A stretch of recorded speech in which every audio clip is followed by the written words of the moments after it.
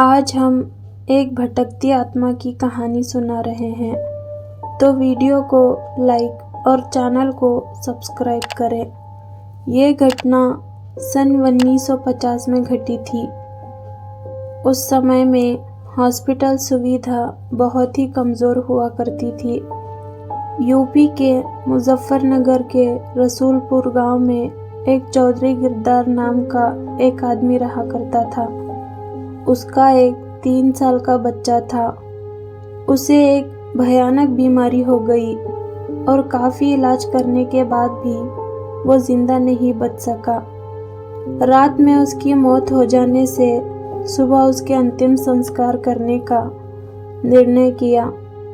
उसी रात को मुजफ्फरनगर के एक दूसरे गांव में शोभाराम नाम के एक आदमी की ट्रक के पहिए के नीचे आ जाने से मौत हो गई।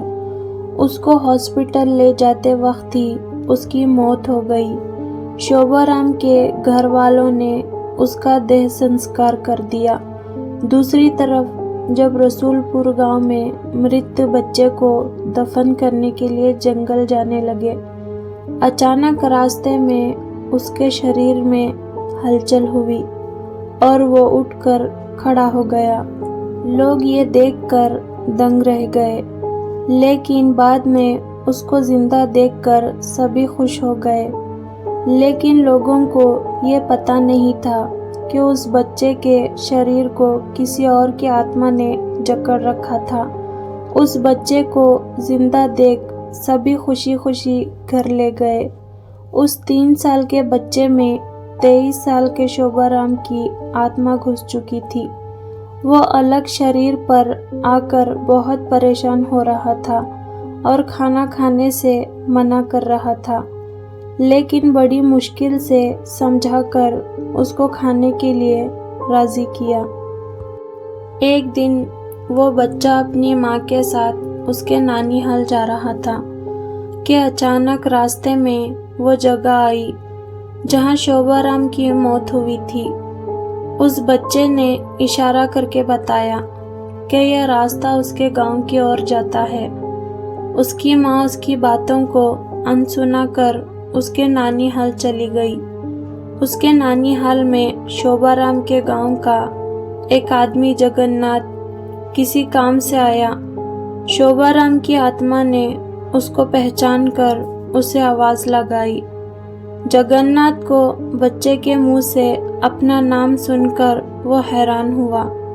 जगन्नाथ के पूछने पर उस बच्चे ने उसका पूरा इतिहास बता दिया और बोला कि मेरी मौत से पहले ही तुम लोगों ने मुझे जला दिया और इस बच्चे के खाली शरीर को देखकर इसमें रहने लग गया।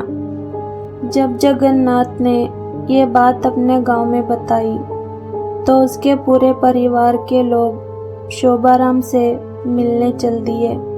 उस बच्चे ने सबको पहचान लिया और वो उनके साथ उसके गांव चल दिया और उसने वापस रसूलपुर आने से मना कर दिया, लेकिन लोगों के समझाने पर मान गया। इस तरह वो 2 परिवारों को साथ लेकर चलता रहा। इस कहानी से हमें ये पता चलता है कि कम उम्र में किसी की मौत हो जाती है तो वो अपनी अधूरी इच्छाओं को पूरा करने के लिए किसी के शरीर को इसका जरिया बना सकता है। दोस्तों, मैं आपको बताना चाहती हूँ कि ये तो केवल कहानी है, लेकिन हकीकत में ऐसे कुछ मामले होते हैं जिनको कोई पहचान नहीं पाता है। तो दोस्तों, अगर ये कहानी आपको अच्छी लगी हो तो हमारे चैनल को ज़रूर सब्सक्राइब करें और अपने दोस्तों में शेयर करें।